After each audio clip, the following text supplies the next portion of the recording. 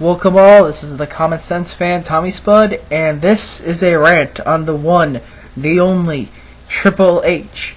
Now I know some of you may think that, me possibly love Triple H because Triple H is one of those people that you love him or you hate him.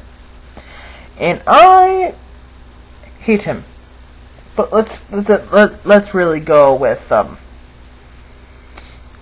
why I hate him. For example, a lot of times earlier in Triple H's career, around the time when he got married, a couple years thereafter, he seems to have an incredible knack for losing the title in less than a month afterwards, winning it again. Case in point, the whole 1999 thing, SummerSlam. This is around the time of the wedding, so this really shows how much Vince really loved the guy. But, if he was married by then, I'm not sure. But it was SummerSlam 1999. Mankind defeated Steve Austin and Triple H to win the WWF title. August 23rd, on Raw, Triple H defeated Mankind to win the title. September 16, Vince McMahon defeated Triple H to win the WWF title. He vacated it. Then on September 23rd, Triple H has to win 3 out of 5 matches under a 6-pack challenge. He wins 3 out of 5. September 26th, 1999, Unforgiven. Triple H won the 6-pack challenge to win the WWF title. Now, why have him lose it in the first place if he's just going to win it again? I mean, seriously. It's like the sheer purpose of him losing the title is just so Vince McMahon can hold it. And that might speak for Vince's ego more than his, but I think it's just to pile on the World Championship reigns on Triple H. And that's not the only time that does it. April 5th, 2001, SmackDown. Triple H defeated Chris Jericho to win the Intercontinental title. April 12th, 2001, SmackDown. Jeff Hardy defeated Triple H in an upset to win the Intercontinental title. April 16th, 2001, Raw. Triple H defeated Jeff Hardy to recapture the Intercontinental title. Now, this is one of the things that proves that either one, Triple H has an ego, because he does.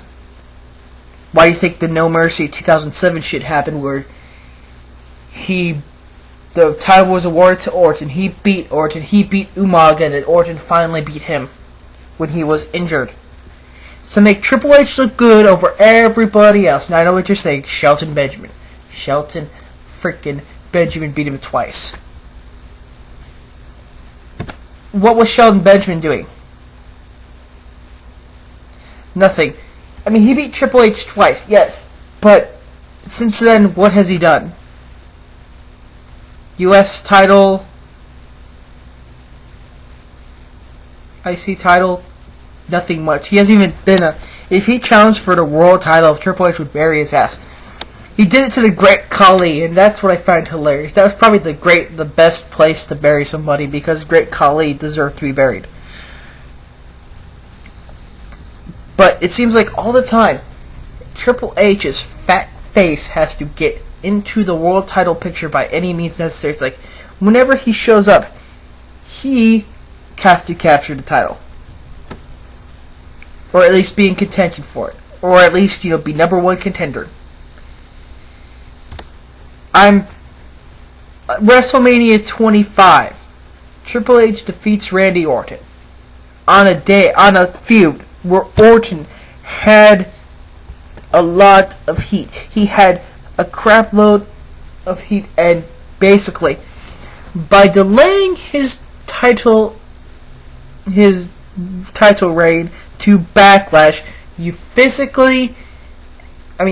really, really killed the push. The push was supposed to put, as you could see, it was supposed to put Orton over Triple H at WrestleMania, but yet Triple H retained. And I'm betting you it was due to his ego and him begging Steph.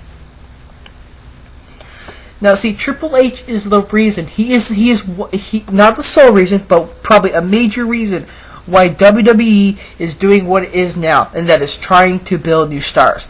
If it wasn't for Triple H, there probably would be a better chance for WWE to make some new stars. I'm being honest. People like Triple H, Shawn Michaels, no, not Shawn Michaels. Triple H, who am I thinking of? Batista, Cena, those three majorly, all being enveloped in title matches, should be pushed a little bit aside to allow for some new blood occasionally. This is what WWE does not do. They do not let new guys have title shots. Now, I know what you're saying. You got Punk again. But then again, Punk is Punk. And just remember, Punk had to go through ECW title status. And the ECW world title is, and forever will be, a mid-card title. No matter who holds it. If it's Christian, it's still a mid-card title. If it's Swagger, it's still a mid-card title. If it's Matt Hardy or CM Punk or Morrison, it'd still be a mid-card title. Why? Because ECW is the third brand. It's the C brand. It could technically be the D brand if you going how you look on it about how Superstars is. It's the world title, but yet there's only like 4 or 5 guys that you know of that could actually compete at that title. There's no TV title to defend. It's the only title, and there is no way in hell that ECW, that Vince McMahon will treat the ECW title like it should be treated. Which means you will see Jack Swagger probably win at Judgment Day. And Christian will be fucked out of a 1-month reign. Yeah. That sums things quite up for you a bit? But anyway, enough about that. Let's go back to Triple H. And Triple H has had so many... I mean, he was the one to unmask Kane. And we all know how that turned out.